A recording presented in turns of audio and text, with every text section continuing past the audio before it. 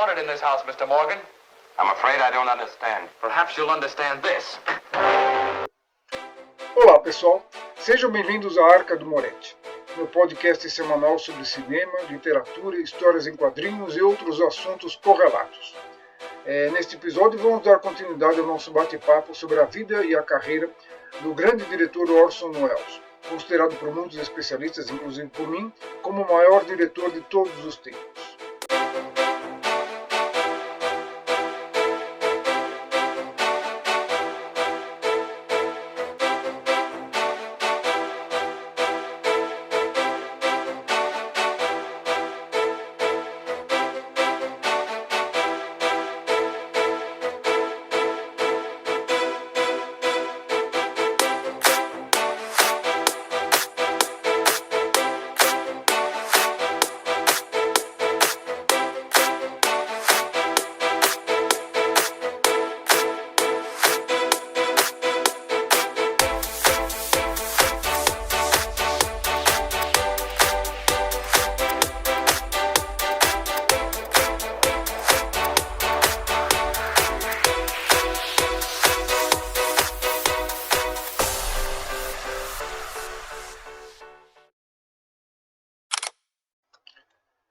Vamos lá, pessoal.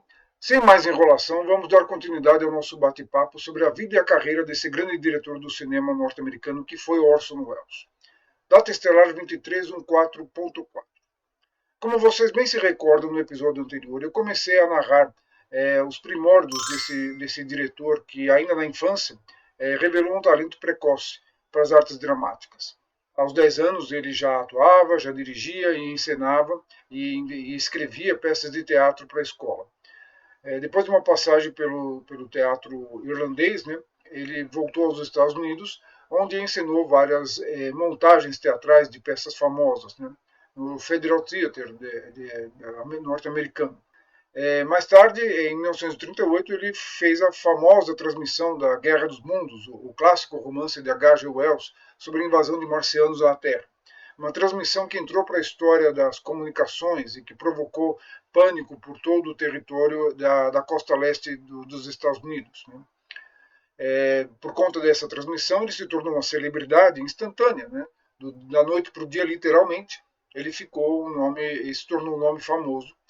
Ganhou um contrato muito proveitoso com o estúdio de Hollywood, a RKO. Aliás, um contrato inédito na história do cinema até então, né? Principalmente em Hollywood, onde isso não costumava acontecer. É um contrato que dava a ele, ao Welles, né, plenos poderes, total liberdade artística e criativa para fazer o projeto, desenvolver o projeto que ele bem entendesse. Tá? Então ele podia escolher a história, podia escolher os técnicos, podia pensar do jeito que ele bem entendesse para levar adiante esse projeto. Foi um contrato, uma oferta, né? Primeiro irrecusável e segundo uma oferta impensável para os padrões daquela época. Estamos falando do auge do período do sistema de estúdios em Hollywood. O que foi o sistema de estúdios em Hollywood? Tá? Bom, para vocês entenderem, eu vou falar sobre o sistema de estúdios aqui bem rapidamente, mas eu pretendo fazer sim um episódio específico para contar como foi que o sistema de estudos hollywoodiano se estruturou em meados dos anos 20, nos anos 30, atingiu seu auge nesse período, justamente final dos anos 30, início dos anos 40, e lá pelos anos 50 começa a entrar em decadência até se desfazer nos anos 60.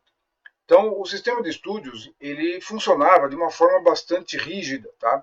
Em que cada estúdio tinha suas unidades de produção, que eram controladas por um chefe de produção ou chefes de produção, dependendo do estúdio, né? Havia mais de um, em que cada etapa da produção, da feitura dos roteiros, a escolha do elenco, até a escolha do diretor, eram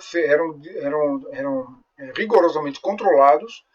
Depois vinha a parte da filmagem propriamente dito, né? A direção, vestuário, direção de arte, fotografia, depois a finalização com a edição final, a música, tudo isso era decidido por esse chefe de produção e pelo estúdio, pelos cabeças do estúdio, pelos chefões dos vários estúdios que ali compunham Hollywood, né? Entre eles a Metro Goldwyn Mayer, a Warner, a Paramount, a Fox e a RKO eram desses estúdios. Então não havia... por que esse sistema foi criado? Esse sistema foi criado justamente para impedir que os diretores, os roteiristas, os próprios atores tivessem liberdade excessiva para fazer o que bem entendessem. O medo, o medo sempre foi, dos executivos de Hollywood, e até hoje isso prevalece, infelizmente, sempre foi de que se você desse rédea solta aos criadores, eles iam fazer o que bem entendessem e podiam gastar milhões num filme que fosse um grande flop, um grande fracasso e que pudesse até levar esses estúdios à falência, como acabou de fato acontecendo em algumas ocasiões. Vou contar essa história mais para frente. Então, o medo de que, dando liberdade demais, principalmente aos diretores, aos produtores, eles iriam fazer qualquer coisa da cabeça deles, sem nenhum compromisso com o mercado, com o público, com o gosto do público, e aí o lucro iria pelo ralo, então, isso explica por que o contrato para o Orson Welles foi uma coisa completamente inédita. A RKO já tinha no currículo dela alguns dos filmes mais importantes que marcaram a história do cinema. Ela foi fundada ali bem no finalzinho dos anos 20, início dos anos 30, já no período sonoro, e ela tinha feito, em 1933, o primeiro King Kong, foi produzido pela RKO. Depois disso, nós tivemos uma sequência de musicais estrelados que deram o estrelato a uma dupla de dançarinos e cantores e atores fenomenal, que foi o Fred Astaire e a Ginger Rogers. Entre eles, um dos melhores musicais da década de 30, que é o Piccolino. Também teve várias comédias. Ele foi na RKO que estreou uma das maiores atrizes da história do cinema, a mais oscarizada até hoje, que é Katharine Hepburn, em filmes como Levada da Breca, ao lado do Cary Grant. Também foi na RKO que foi feito naquele mesmo ano de 1939, no ano em que o Orson Welles começou a trabalhar lá, foi feita uma adaptação que eu considero a melhor adaptação até hoje feita do romance do Victor Hugo, O Corcunda de Notre Dame, estrelada pelo Charles Laughton, o incrível Charles Laughton. Vou falar desse filme também aqui futuramente. E a estreia no cinema da Maureen O'Hara, uma das grandes estrelas do cinema da época.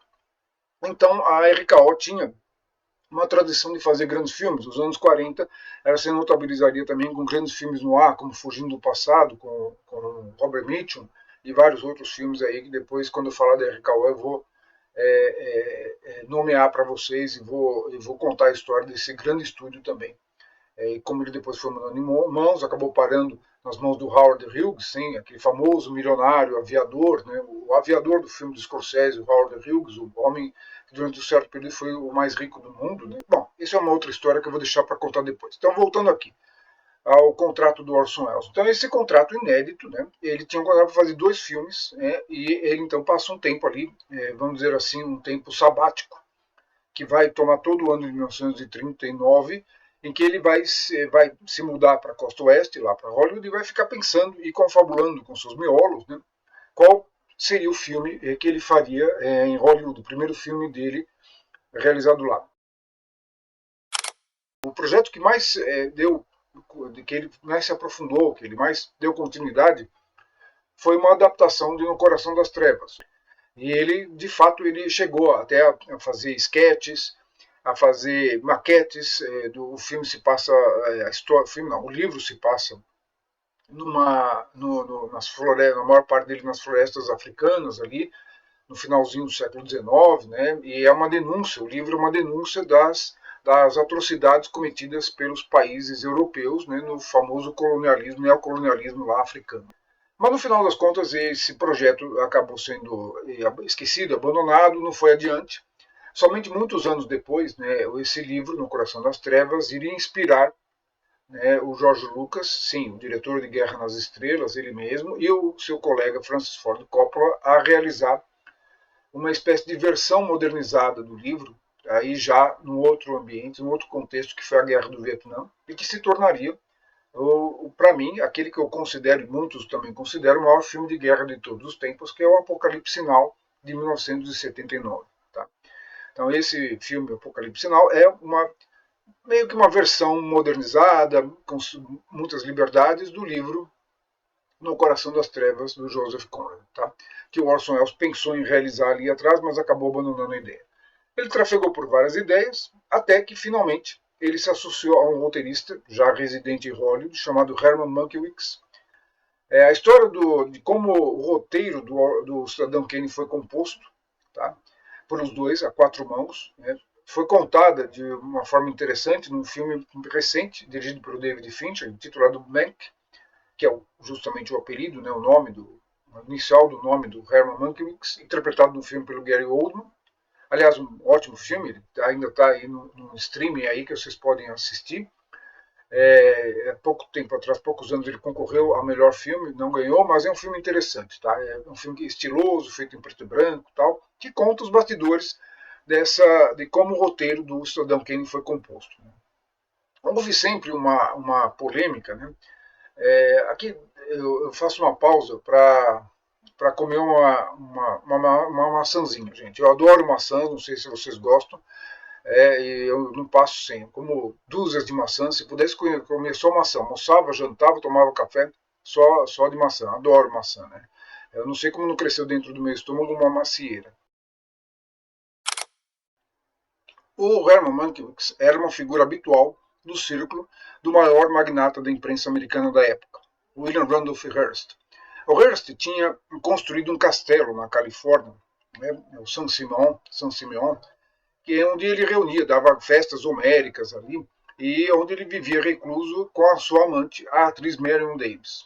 O Hearst queria transformar a Marion Davies numa grande estrela, né? Acabou nunca conseguindo, porque ela não tinha realmente talento para tanto, mas era uma atriz, assim, boa, razoável, né? Tinha, assim, os seus méritos. Bom, e o Herman Mankiewicz, ele frequentava essas festas e ficava sabendo das histórias de bastidores e tudo mais, então ele teve a ideia de fazer uma versão cinematográfica da vida e da carreira do Hearst. Né? Só que, é claro, disfarçadamente, ou melhor, mal disfarçadamente, porque muitos dos acontecimentos da vida do Hearst foram retratados nesse roteiro do que se transformaria depois no Cidadão Kane. O Kane, o Charles Foster Kane, nada mais era do que o William Randolph Hearst.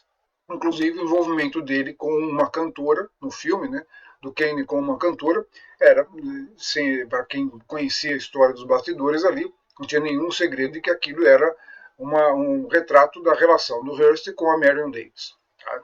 Sem tirar nem pôr. Tá? Só que o filme, o roteiro e o filme que foi feito em torno dele, fizeram um retrato não muito lisonjeiro, aliás, não nada lisonjeiro, né, do Hearst e da sua amante. Né?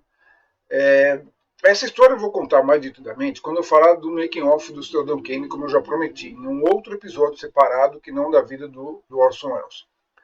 Mas aqui eu quero só frisar um ponto, que durante muitos anos, muito tempo, a autoria do roteiro do Cidadão Kane foi sempre discutida. Afinal, foi o Orson Welles que fez o roteiro sozinho, como ele mesmo alegava, que a ideia ter sido dele, a criação do roteiro, a maior parte ter sido dele, ou foi do Herman Mankiewicz. Ele nunca negou a participação do Mankiewicz, diga-se de passagem, mas, até porque o nome do Mankiewicz estava lá nos créditos do filme, então não tinha como negar. Mas ele sempre minimizou a importância do Mankiewicz, mostrando, como que dizendo que o filme tinha sido uma criação exclusiva dele, Orson Welles. E o Mankiewicz, ele nunca de fato, né, veio ao público para reivindicar, né, a obra como sendo dele, meio que ele ficou ali, ficou em segundo plano. E com o tempo, a lenda foi se construindo em torno da figura do grande artista e criador Orson Welles, em detrimento do roteirista. Os dois chegaram até a ganhar o Oscar pelo roteiro original do filme, aliás, o único Oscar que o Cidadão Kane ganhou naquele ano, bem no início da década de 70. Um ensaio foi escrito para rebater, né, a ideia de que o Orson Welles tinha criado o Cidadão Kane, tá? De que, na verdade, havia outro nome e talvez o verdadeiro autor do roteiro não fosse o Orson Welles, mas sim o Herman Mankiewicz. Tá? Esse ensaio foi escrito por uma crítica famosa de cinema americana chamada Pauline Kael e ficou conhecido como Criando Kane. Esse ensaio foi até publicado aqui no Brasil, numa edição que acho que já está esgotada, né, que relata justamente, esse ensaio relata passo a passo da feitura do roteiro e toda a autoria do roteiro do Cidadão Kane é atribuída quase na totalidade ao Mankiewicz e não ao Orson Welles. Então houve essa polêmica que acabou cercando lá nos anos 70, né, o próprio Orson Welles teve que vir a público. Nessa altura o Mankiewicz já tinha morrido, mas o Orson Welles veio a público dizer que não, que a ideia defender o lado dele, né, enfim. houve sempre uma polêmica em torno de quem é o verdadeiro autor do Cidadão Kane. Orson Welles ou Mankiewicz. O Hearst ficou furioso quando soube que o Orson Welles ia fazer um filme baseado na vida dele. E mais ainda, quando soube que o filme iria abordar a relação dele com a Marion Davies. Então ele ficou louco da vida e ameaçou e soltou fogo por todos os orifícios possíveis e ameaçou destruir, arruinar a carreira tanto do Orson Welles quanto do Mankiewicz e do filme. O filme ele gira em torno de uma palavra, tá? Que é pronunciada pelo personagem principal, interpretado pelo próprio Orson Welles, no seu leito de morte.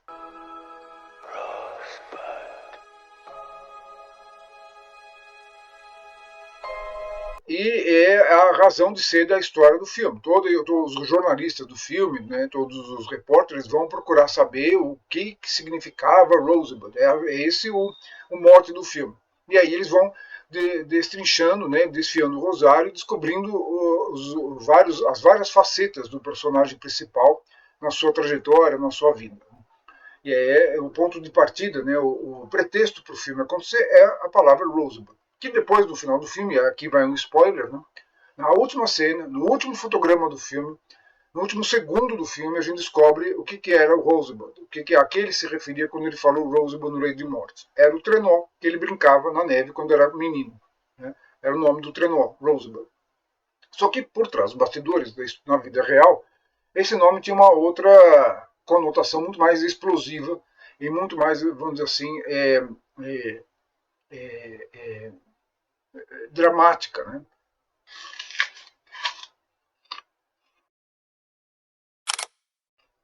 Adivinhem qual era o apelido que o Hearst dava às partes íntimas da Marion Davies, a sua amante. Pois é, não se sabe exatamente, claro, não dá para a gente saber se essa história é verídica ou não, mas as fontes que dizem que isso era a verdadeira razão do ódio do Hearst afirmam de pés juntos que quem sabia dessa história, da boca da própria Marion Davies, era o próprio Mankiewicz, que frequentava a casa do Hearst, que frequentava as festas do Hearst, que ali era amigo próximo, o próprio filme do Mank mostra isso, da Marion Davies.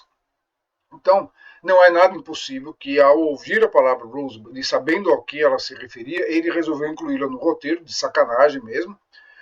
E o Orson Welles também sabia, porque não era nenhum ingênuo, sabia muito bem o que queria dizer, e pôs lá uma espécie de provocação ao Hearst. Bom, seja como for, a provocação surtiu efeito, porque o Hearst detonou o filme para todo mundo que quisesse ouvir e impediu, da forma como pôde, que o filme tivesse uma carreira cinematográfica extensa.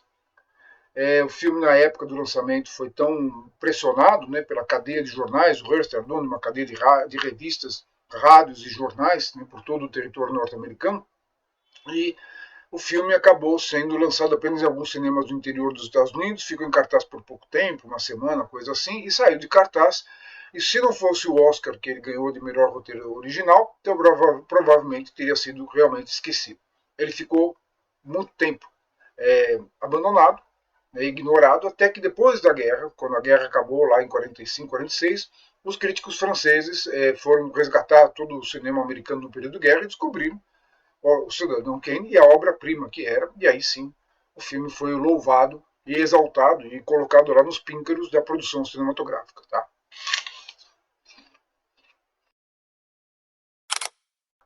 Bom, o fato é que quando o filme estreou em 41, o Orson Welles ainda tinha por contrato um segundo filme para fazer com a RKO, e ele não sabia que filme iria fazer, mas devido à polêmica que o Cidadão Kane provocou, o chefão do estúdio, George Schaeffer, já começou a ficar de olho no Orson Welles, preocupado do que ele iria fazer em seguida, e tentando ali cercá-lo. Mas o próprio contrato que tinha sido assinado com o Welles garantia a ele um segundo filme também com plenos poderes. O Orson Welles pensou muito tempo em qual seria esse segundo filme e tal, e resolveu fazer uma adaptação de um romance chamado Magnificent Ambersons, os Magníficos Ambersons, ou uma coisa assim, em tradução livre, que era basicamente uma biografia de um magnata da indústria automobilística norte-americana na virada do século XX, do século XIX para o século XX. E a relação dele ali com o enteado, enfim, uma história mais de um drama familiar, né, mas que mostrava assim um panorama do capitalismo americano nascente ali no início do século XX. Aquilo que o Orson Welles tem feito com a imprensa, com o Cidadão Kane, ele se propôs a fazer com a indústria automobilística nesse segundo filme, que no Brasil recebeu o nome de Soberba.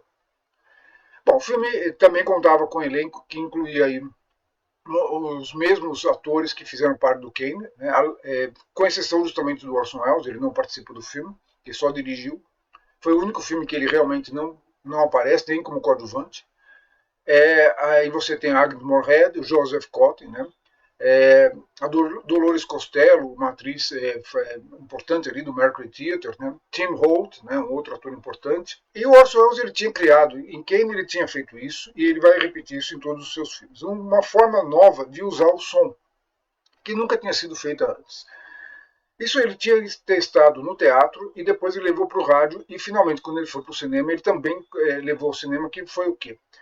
Que foi a sobreposição dos diálogos. Os personagens falam nos filmes do Welles como falamos na vida real. As falas vão se sobrepondo.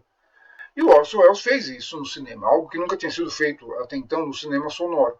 Interpolando, né, interpondo um diálogo em cima do outro, diálogos sobrepostos. Né? Além de efeitos sonoros também, ali de ruídos e sons ali que acabam sendo integrados à própria ação dramática. Isso ele colocou em ação no Cidadão Kane, ele repetiria em todos os seus filmes dali por diante, o que criava um clima de bastante estranheza, principalmente para o público da época, que não estava muito acostumado com esse naturalismo, né, nas telas dos cinemas. Tá?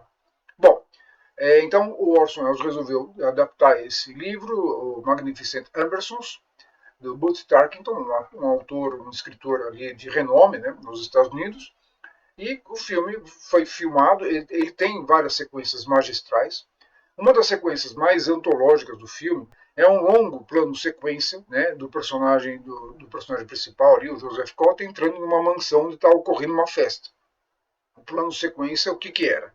O plano sequência era uma tomada esticada, uma tomada sem interrupções, que vai por vários segundos, vários minutos, né, ali sem cortes, né, acompanhando um personagem para cá, para lá, entrando e saindo de ambientes. Isso é um plano sequência, tá? Hoje é fácil de fazer um plano sequência, porque você até com um celular, você pega e vai filmando, andando pela rua e vai filmando sem corte e tudo bem. Hoje ainda tá, isso virou carne de vaca. Qualquer um faz isso, qualquer criança de 3 anos faz isso. Mas na época, isso era uma novidade, era uma ousadia, era uma coisa temerária de se fazer. Por quê? Porque os filmes, primeiro que as câmeras eram pesadas, você não tinha essa mobilidade que você tem no celular de hoje, nem pensar. As câmeras eram trambolhos que pesavam quilos, né? E você tinha que conduzi-la em carrinhos, em trilhos, né, para poder fazê-la se movimentar. E não só isso, os rolos de filmes, eles tinham um tempo máximo para serem trocados. Eles duravam entre 9 e 10 minutos, você tinha que trocar os rolos de filme cada vez que acabava. Não tinha outro jeito. Qualquer tomada que você fizesse não poderia durar mais que 9 minutos. Hoje, no celular, você pode filmar tendo bateria, você pode filmar horas sem corte, que está tudo certo. Né? Então, vocês vejam as dificuldades que o Orson Welles teve que enfrentar e superar para fazer esse plano de sequência magistral. Não foi o primeiro plano de sequência da história do cinema que eu tenho a notícia, mas foi certamente mais elaborado, mais complicado de ser feito. Pois bem, ele fez o filme, filmou lá, pelas tantas ele foi encarregado de fazer a produção de um outro filme. Enquanto ele filmava o Soberba, a RKO chegou para ele e falou, olha, queremos que você produza também um filme de espionagem, um thriller de espionagem, estilo noir, adaptado de um livro também de suspense chamado, que ganhou no Brasil o nome de Jornada do Pavor. Quem dirigiu foi um diretor de pequena expressividade, um diretor de segunda unidade chamado Norman Foster. E o Orson Welles administrou a produção desse filme ao mesmo tempo que estava realizando o Soberba, que já era bastante para ele fazer. Né? E não só isso, o Jornada do Pavor, se vocês verem hoje, ele tem muitos dos traços do Orson Welles. O Orson Welles também aparece no filme, ele faz uma ponta lá de um general lá, de um comandante militar lá bastante esquisito, bastante sinistro, né? O filme é estrelado pelos alguns dos atores da trupe do Orson Welles, o Joseph Cotten, e o filme tem toda a cara, todo o estilo, né, todo o traço do Orson Welles. A mão dele está lá. Se eu não soubesse que o próprio Orson Welles dizia que o diretor do filme foi o Norman Foster, eu diria que quem dirigiu o Jornada do Pavor foi o Orson Welles. Um filme que tem todo o DNA dele, né, no estilo narrativo, na forma como é filmado, né, em toda aquela pegada que é própria, né, dos diálogos sobrepostos, tudo isso que eu falei, que vale para o Cidadão Kane e vale para o Soberba, está lá no Jornada do Pavor. Tá? Então ele começou a produção desse filme. Foi feita totalmente em estúdios lá em Hollywood e tal, como era comum na época. Só que no meio desse processo, ele estava acabando o Soberba, começando e produzindo outro filme, ele ganhou mais um encargo. Aí, esse encargo mais complicado.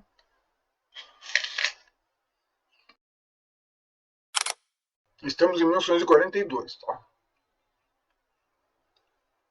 Em pleno auge da Segunda Guerra Mundial. Os Estados Unidos tinham acabado de entrar na Segunda Guerra. Pearl Harbor aconteceu em dezembro de 1941. Os Estados Unidos declararam guerra ao eixo, e aí o governo Roosevelt, da época, resolve empreender a campanha da política da boa vizinhança com os países da América Latina. O que foi isso?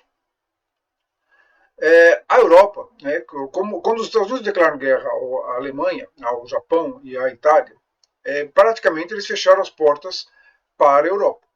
Aquilo que o Trump está fazendo agora, né, de bloquear os Estados Unidos para o mundo, né, criar barreiras comerciais, é mais ou menos o que aconteceu na Europa durante a Segunda Guerra Mundial. A Alemanha e a Itália começaram a dominar vários países, os outros países que não estavam na guerra eram aliados, como a Espanha do Franco e Portugal de Salazar, eram aliados das forças do eixo. Então houve uma espécie de bloqueio comercial. No momento que os Estados Unidos declaram guerra ao eixo, praticamente eles interrompe-se a linha de escoamento das produções das mercadorias americanas para a Europa.